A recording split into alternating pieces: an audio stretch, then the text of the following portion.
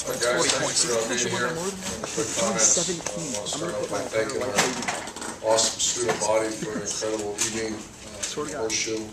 Our fans. It was an electric night, a night that I look forward to since the day I took the job, and I found out we had that game scheduled. So very much appreciative of the whole, I believe that the whole atmosphere of a pretty good experience, which I'm willing to. I love college football. I love Ohio State, and to see that was tremendous. And I don't want those people to go unnoticed. Our students did a great job with our, we're trying to start a little quick cal routine, and that was kind of what I hoped it looked like. They did a great job. Motivates our players. You're dealing with 18, 19, 20-year-olds, and the fact is they're not professional athletes that get paid money. They're college football players who represent their school, represent their student body, and I just don't, any chance I can to talk to our players about it, but I also like to talk to our students, and that's why we do some things with our students as often as we can, like the town hall meeting we did in the spring, and also our student day, which will continue. That was a tremendous day in the spring. Very pleased with our effort, not with our execution, with our effort. Our guys worked really, really hard, and this team's grown up. It started in the hotel in East Lansing, and it continued now. That's 2 weeks. We all know you're a bloody nose or a speed bump away from how fragile college football is. All you got to do is watch it every weekend and see how fragile it is. So the best thing about 6-0 is a chance to go 7-0, and that's our focus now. A couple about the champions for us on defense. We expect to play much better on defense. However, some guys played tremendous for us.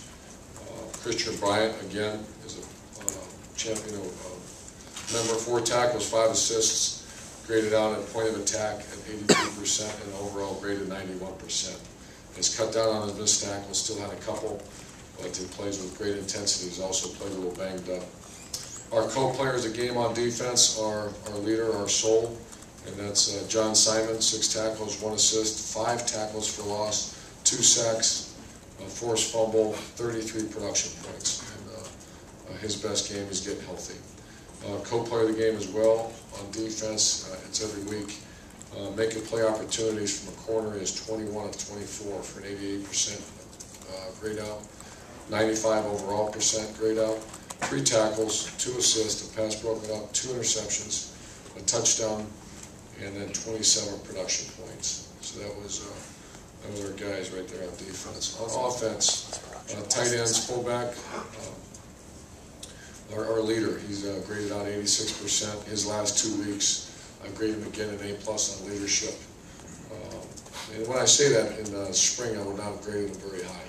But his leadership has really been tremendous and instrumental in our practices and instrumental on the sidelines during the course of the game. That's Zach Bourne. Wide receiver, Philly Brown, graded out a champion, 87% grade out. 3 catches and a good peel back block that sprung Braxton on his long run. Offensive line, did it again. Jack Mueller graded out 90%, had 5 knockdowns, no sacks, no pressures, no MAs. Playing very well for us. Love what he stands for. Andrew Norwell, 63 snaps, 91% grade out, 8 knockdowns. 1 extra effort play, 1 hit city nominee, which means another peel back block. I think it was on the same play. It was Braxton's long run. No sacks, no pressures, no MAs. And our apex, which is our center, he's 63 snaps, 81% grade out, 5 knockdowns, no sacks, no pressures, no bad snaps, and that's Lindsley. Offensive player of the week, 84% grade out. He had 28 carries for 148 yards, 5 yards a pop. Over half, 56% of his yards were after contact, post-contact yardage. 2 big runs, 4 touchdowns, and 1 TD block when he sprung Braxton. He did lay the ball on the ground, however.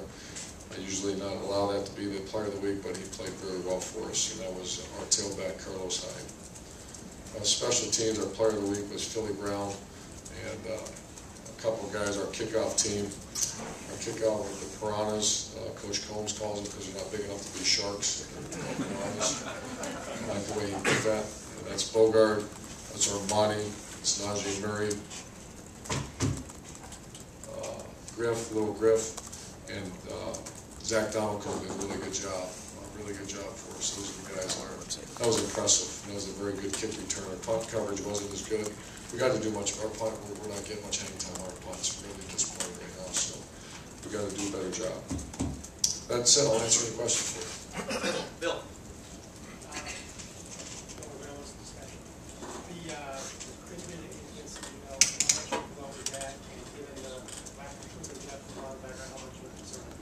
Tremendous blow.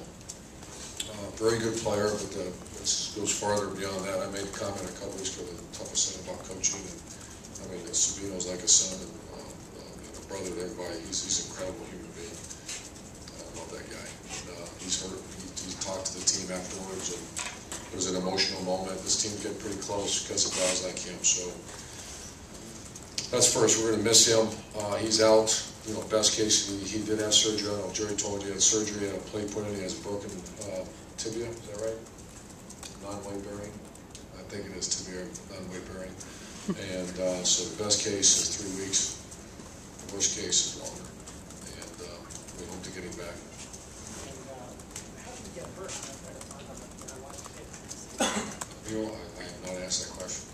I should find that out, I don't know. It was early, only played 14 plays, they said. David Wilkinson, please, in the middle. David Wilkinson, 10 TV, halfway through the season, 6-0. We all know when it ends, but are the stakes higher now? Oh, yeah. Yeah. And we're not shy. We have a State of the Union every week with the players, and they know we're not hiding. You're a top 10 football team, and the stakes are real high. Obviously, you're in the middle of your conference season as well, too. So my biggest concern is that you're starting, like every team in America is dealing with when you're playing physical games. Our last 2 games were physical, and we lost some players. And are the backups, are they ready? Do they want to be ready? That's the challenge I have. There's some guys I'm very concerned about as backups. So that's the challenge right now. Far right over here, Austin. Austin Ward, ESPN.com. Some of the players were talking Saturday about AP National Championship and that sort of talk. Is that okay with you for them to use that as motivation? They were excited, and I'm sure someone said that. All due respect, but I'm sure the kid didn't walk in and say that. Someone asked him that question, and I get it. I'll chat with him about that. We got to get we only completed 7 passes. We gave up a bunch of yards, so we're not going to talk about this. Back right, Clay. Yeah, Coach, a little off the subject here. I did a story with a couple from Zanesville, had a baby girl named Braxton. Their last name is Miller. Can you... Braxtoni or Braxtini? They changed the O for an I to make it more girly. But I said... I'm glad you clarified that. Yes, sir. What does that say about either his growing folk hero status or just the devotion of OSU fans? Well, it's both, and I think it's, the quarterback position. A lot of young T-Bows running around this world too, I imagine. So, yeah, and he's playing very well. The good thing is he's very humble. He has a virtue that not many guys have. I know a lot of you guys know him. He is a very humble guy. That's a credit to his family and his high school coach, who I just talked to today. But he's a very humble guy, and just got to keep our eye on the target. Front, Tim. Yeah, Tim May, Columbus Dispatch. Go back to what you talked about the offense a while ago, 7 out of 14 passing, 371 yards rushing. How do you mix the two? I mean, in your head, it was a pretty good night, right? Great night. Yet you still feel like there's a lot left. Oh, yeah. Talk about that. Yeah, the thing I did see is you think we went into the game, and I think the only guy that had a run of over 12 yards was our quarterback. We left the game with a bunch of big runs, and one was a punt return, which we all had to see that. The whole world, 107,000 people in that stadium right there had to see that, and that was Philly Brown. You saw Rod Smith come out the other end of one. You saw Carlos Hyde come out the other end. So we need explosive plays in the offense, and we crushed it last week in practice, and talking about it, and we finally saw that. So Nebraska does a good job in their coverage unit. We knew they did that. It's a pro style, very good scheme, but it's not conducive to quarterback run. And so we felt going into that we were going to run the quarterback, which obviously is our best player. But the other guy, our offense line is the whole. the reason where we're at today, feeling good after a big win, is because of the way the offense line played. Let's just kind of tell it exactly the way it is. Our offense line is coming on, and I saw someone ask me yesterday or today that we called that group non-functional because they were. We're not going to lie to you. You know, if they were non-functional today, I'd tell you they're non-functional. Our backups are non-functional. We can't. God bless them, if something happens to a shoestring breaks or something, we're going to call timeout. We're going to do a shoestring because we just don't have the depth there right now. I was going to say, there were several runs where Braxton wasn't touched or almost touched. I mean, talk about the offensive line. Are they really getting dynamic as far as getting to the second level and things like that too? I mean, what do you see in that development? Well, when I say offensive line, also our tight ends are very good. Zach Bourne is playing very well, and then Carlos Hyde actually got the touchdown block on the one where he came out. So, you know, if you could use the word dynamic with an offensive line, right now this is as good as I've thought about an offensive line in a while. They're really playing well, and they're just fantastic human beings. I mean, they eat to death. You know, last night they go to victory, you know, they're all eating together. It's just offensive line are weird dudes now. The good ones, the good offensive lines, they're always together. They always do things together because. And the coach has done a very good job. Coach Warner's done a very good job with that. Now we got to get, you know, the next two enter Chase. And the big meeting was not about just glorifying our offensive line, but I went after some backups. Taylor Decker has all the talent in the world. He should be rotated in there. And Chase Ferris and Underwood are the next three that have to be ready to go, and they're not. And so that's the pressure I'll put on them even more this week because they're good guys and they have talent. Far left, Matt. Matt McCoy, WTVN. As great as second quarter stuff was, you mentioned after the game in the first quarter, but you've been outscored in the first quarter. Can you put a finger on why or what's Have we for the year? Been outscored? A lot. For 36-30. We started good against. I saw it against Michigan State. We came right out of the chute. I think Cal. We came out of the chute pretty quick. I remember the first game was brutal. I'm trying to evaluate it as well. You know, we made a huge deal about that before the MSU game, and then we actually made a huge deal about this one. And they defended us very well. Once again, good players on that other side, but we just couldn't get it going. And once it got going, it got going. Braxton's kind of I remember with the headset saying, "It's Braxton time." You know, let him run the ball and get us started here. Let's get on the other side of the 50-yard line where things ease up a little bit. Also, Josh Perry, how do you feel like he did that? Okay, he's a great kid, obviously a local guy, very talented. You just got to learn to release and let it go. But obviously, Coach Fickle had confidence in him, and he said he played. I asked the same question: how did with a defense go through each guy? How did he play? And he played okay. You know, he's got to play better, but he's willing and a good person, and a lot of talent. Left, Rob. Rob Aller, Columbus Dispatch. Urban, we're halfway point. You've been through this Heisman thing before. Where do you stand on promoting a kid, Braxton in this case? What do you look for? What's your definition of a Heisman candidate? I usually don't even speak of it. I've been asked a question until after the season. I've been lucky to have, I think, 4 Heisman candidates, including Josh Harrison, Willie Green, Alex, and the left-handed kid down there for 3 or 4 years, 3 years. I mean, it's an honor even to be mentioned. I've been to that thing, and it's incredible for these kids.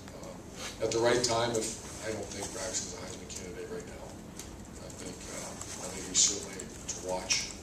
He's got the ability, but then again, I don't know who he is. We're only halfway through the season, and in about 2 or 3 games, I think you can start talking about that. I'm not talking to Braxton about it. We're trying to win some games. I think at the right time, he will be a candidate if he continues to play very well. Front, Rusty. Rusty Miller, AP.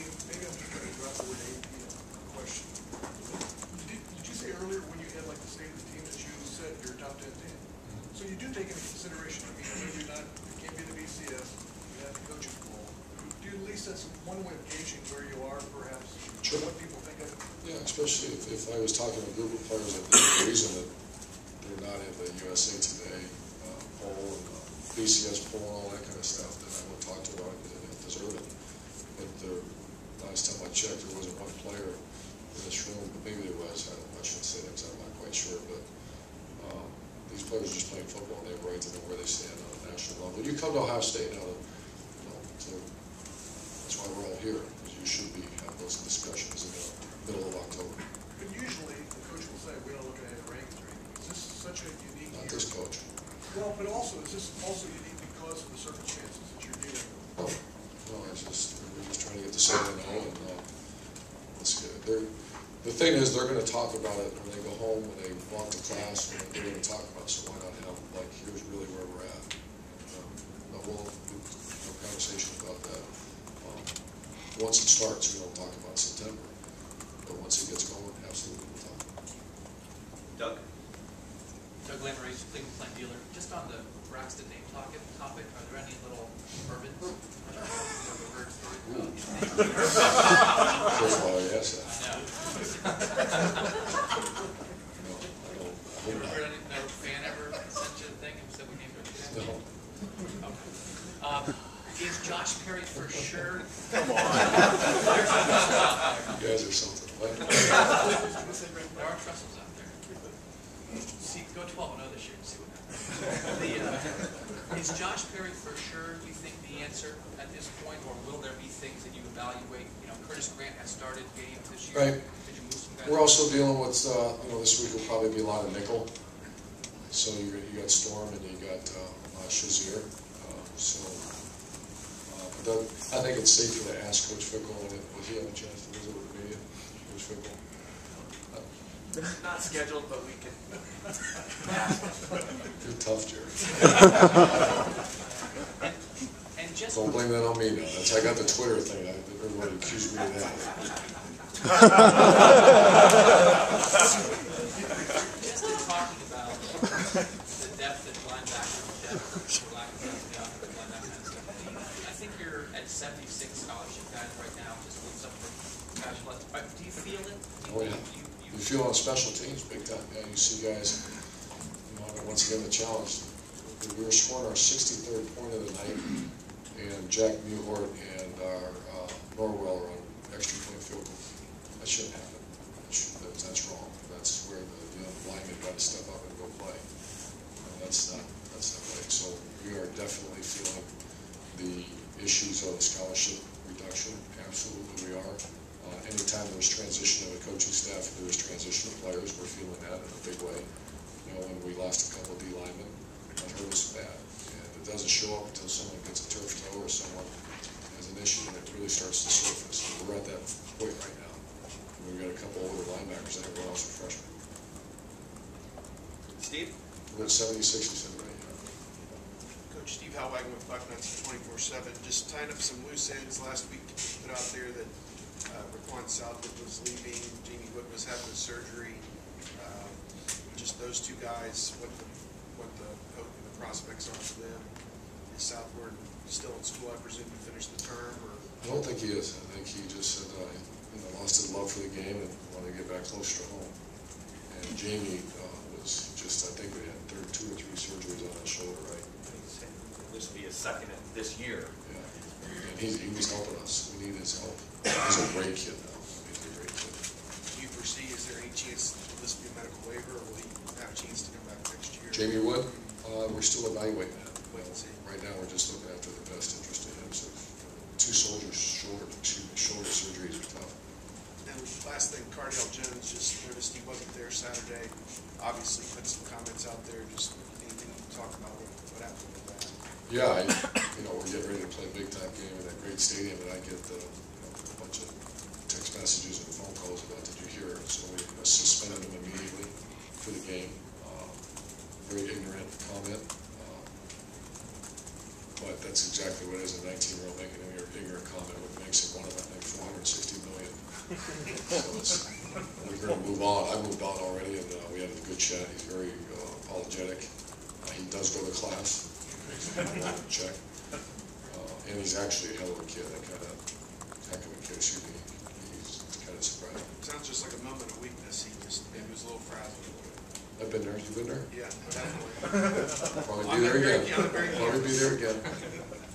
Back left, Jared. Urban, Indiana obviously has had some pretty major struggles the last year and a half or so. But they played Michigan State very competitive. They're coming on. So, and they've had moments. What do they do well Offensively, that guy's a heck of a coach. He was at Northwestern back in Andy Walker era when he was one of the originators of the sub-tempo. And then we actually coached against him when I was at Bowling Green in 01. And Zach Kustak, tremendous. He was an offense coordinator. I mean, he was on the cutting edge. Then he went to Oklahoma. We coached against him there, and they were tremendous with Bradford and that whole group. I think he's one of the. I've always loved this coach. Our Tom Herman and I were talking about him today, Kevin Wilson, and we've stolen a lot of stuff. I mean, he's an innovator. Used a lot. I mean, a lot of respect for him as a guy I know very well too. It's a matter of time before Indiana's got the right coach now. He's a tough guy. He's a very good coach. They're getting better in all phases. I wasn't here last year, but I watched them in film. They're a much better team. They have pretty good players too. They're throwing it. I'll say way up there in throwing, right? They throw the ball very well. I've not spent a lot of time watching their offense yet. I'll go later on in the week. Front row, Doug. Doug Harris, Gun News. Urban, I don't know if historically you've been kind of a fake punt kind of person, but maybe what did you see there? Were you just trying to flip the field? And I thought after the timeout maybe they might have suspected something. Yep, you're right. And I almost, we went away from it. I saw they're a big hold-up team. I watched the first 2 or 3 times we did punt. I thought it would be there, and we needed a momentum shift because the offense was in reverse and their defense, eventually they're going to give up some points to that talented group on Nebraska. So I want to say it's the second fake punt's not worked. We've done it a bunch. I was reminded by my son that it was their second one that's not worked. He was a little upset with me afterwards. Far left, Lord. Coach, you said that when your team eats grounded, the best solution to that is a good workout. But are you getting to the point of the year where you're getting diminishing returns from tough workouts? Do you have to back off at any point? Well, we probably had our toughest workout for the backups on Sunday. Yesterday's practice, we had a good 25-minute scrimmage, 20-minute, when they went after each other. The old guys went a victory meal. But the young players, we have to develop depth. And college football, as opposed to pro, is all about development of those young players. And so I was counting one day just doing, if you're a non-football player, you basically have 5 days off. Think about that. If you're a non-player, you practice Tuesday and Wednesday, then every day else is shorts. And Friday you get up and don't do anything. Saturday you go watch a game like everyone else. Don't play. And then Sunday you kind of mess around a little bit, and then Tuesday and Wednesday you go again. So we're trying not to. I wish there was some NCAA rule that the non-players can practice. And the guys not playing the games because they have to get better and they want to get better. So you're right with the older guys. I've got to be very careful. These old guys, there's a lot of. You only get so many hits on the shoulder. And so we're being very smart about that, but we're all about development too, so we have to develop the younger players. Is it tough determining how much Braxton should practice? Because I know you extend sort of more of a leash to older players in terms of practice time, but he's just a sophomore, and he's so integral to the offense. Very good question, and he is absolutely will not miss a moment if I can, and he will want to. Now, we don't hit him.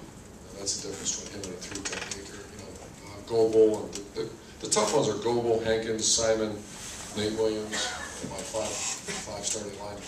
The reason those 5 linemen are getting better is they get to block Hankins every day on Tuesday is we go against each other. I mean, hard, violent practice.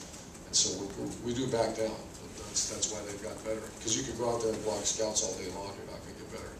And the offensive line, if I've showed you video, it might be fun for you guys to watch. You watch a spring practice video, and that offensive line on April, whatever, and then on October, on that night, I mean, it's completely, it shows you how much progress they've made because of hard physical practices. Middle, Brandon? Just going back to Coach Warner for a second, obviously, you know, his ties to Ohio and everything, but you look at where the offensive line has come. What were you looking for from an offensive line coach, and that kind of been what you've seen?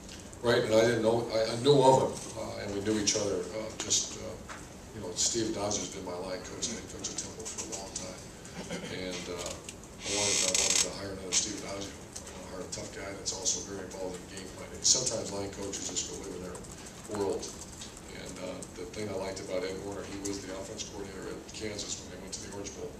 He's got a great concept of the big picture, but he's also a tough guy that coaches those 5 guys, and I thought he's done very well. Austin? You referenced that Simon was probably feeling a little bit better. And he obviously played well on Saturday. How difficult is it to figure out if he's feeling better since he doesn't tell you? Well, we have grown man conversations now, don't we? I ask him, and he's very honest with me now, because we need to know. I mean, that's a hurt player sometimes will hurt you, I mean, as far as put himself out of position. But John's awesome, and he lets us know that. So he is telling you where it's hurting or how much? Because you said it earlier, you just say he's fine all the time. Yeah, I don't just ask him how you doing. We go through a checklist. We got the rib squared away, the groin squared away, the old ankle squared away, now we're just doing the shoulder. Yeah, Urban, going back to the depth thing, are you disappointed that some of these freshmen, fairly highly talented linebackers haven't stepped up more? And just talk about a couple that you think, I mean, obviously, Shazir's out there running around, limping a little bit and stuff like that. Just who would you like to see step up this week specifically? Or are there a couple that are pretty close to you think? Yeah, Josh Perry is a guy that has to step up. He has all the talent. David Perkins was a guy that's helping us in kickoff, but should be further ahead. Jamal Marcus should be further ahead. Cameron Williams played a little bit. He's one of the big one. And he should be, because they're all good guys. The good thing is they're good kids. They come from good people, good families, and they have talent. So we just got to accelerate their growth. Let me ask one other quick thing. The Replogo kid plays on the defensive line for Indiana. Obviously, they're not loaded with guys like that. Center, right? Yes. Yeah. Talk about guys like that. What does he stand out, I guess, on video when you watch him? I mean, well, it's the same old. It seems like every week we play someone from Ohio. That tells you how great high school football is in the state. And, yeah, he's very good. He's their best lineman. And when I was watching, I asked him a few times. That's when he told me he was a center field guy. His brother, I think, played there as well, right? Yeah. He's their best defensive line. Left front, Bill. Doug. I know, obviously, this is your team that's your focus now, but there was a time in the past when some had criticized you about the way what you had left in Florida. Some people thought cover was bare, or however you want to phrase it there. And also, there's kids there you recruited. You know a lot of those kids very well. Have you been paying attention at all to how Florida's playing? What do you think of their start so far? Always be a gator. Always keep in touch with some of those players. Great win, great tough win, and against a tough opponent. Absolutely. And I don't want to get into all that covers there, but obviously that's that man's opinion, and it's not. We got to move on, but I'm very proud of those guys. Love those guys. Really proud to see Jeff Driscoll play well. He's a heck of a player. Bill, I didn't mean you. I was just looking at Doug, but I did mean you. Orion Johnson is obviously stepped into the starting role, brought that starting role. How well has he played? And last year he was a guy that he went to Chicago for Big Ten, and then had his role trouble. How's he responding to all that? He's responding. He actually fought through a hip injury as well. He had hip pointers. And you remember when he intercepted the ball and he almost couldn't run after he picked off the pass. And so he's doing well. Orion Johnson is a guy that's very active in a lot of roles on this team. Very talented, more talented than he even thinks he is. And so I don't know if he's accepted the role because he's not. He's a starter. And if we get CJ back, I'm not sure what Coach Woodward is going to do, but I know Orion Johnson's not going to just hand that back and that starting spot back. You say more talented than even he is? Oh, I think he's as tall, big, fast, as safety as I've ever been around. And sometimes I'm just not sure. He's got to learn to keep playing without loose. And he's playing very well at times. He's got to play better all the time because he's a really talented guy. Follow that up, CJ and also Jordan Hall. Where do they stand headed into Jordan's not right yet, and CJ is good sign yesterday. He was out there running around, and we need to have him back for obvious reasons. Kicking game too. Time for a couple more questions. Far left, Dan. Daniel from the Lantern. I just want to know, seeing what Indiana did against Michigan State at home this week, making it a close game, and Michigan State having to come back, what do you do with your team to make sure that you don't have a slow start and have to come back and fight it out the end? Very concerned. We've had two very emotional wins, two very physical wins. There were a lot of sore bodies out there last night at practice. Very, very concerned about that. So I'm still working through that. I don't know the answer to your question. I have some ideas, but I want to evaluate the way they show up tomorrow. Because they're off today, obviously. So that's a big concern, how we handle, I think, the kind of questions you asked, how do we handle the beat-up body and still develop young players, and then also make sure this team understands. The best thing that happened was they played well against Michigan State, because every player right now has already seen that game on their iPads and all that kind of stuff, so they've already seen that. That's the best thing that could happen. You know, you go in there and face a team that didn't play well. The good thing is they are getting better. Indiana has talent, a lot of talent in certain positions. And they play an offense that you better, and every T crossed and I dotted, they're going to pop one on you. So the film doesn't lie, and that's the best thing that happened. Far left, Matt? I wanted to ask you, tight ends, about 85 for your yards receiving last week. Is that great? Yeah, they're good guys. Is that a branch of the offense that is getting there into the sport more? And what did you see, I guess, last week? I see really improved players. I see Harmon and Nick Vanette have earned that right to do that. They're very, you know, Jeff Harmon didn't go noticed in the stat sheet, but he played. Was he a champion? He was real close to being a champion because he did play well. No, he was not, but he was very close. He did play well, and Nick Vanette has been doing that in practice, so he's earned that right to do that. And those catches weren't, two of them were very difficult catches they made. They've earned that. You'll see more and more of our tight ends. Thank you very much. Thank you, guys. Thanks, Robert.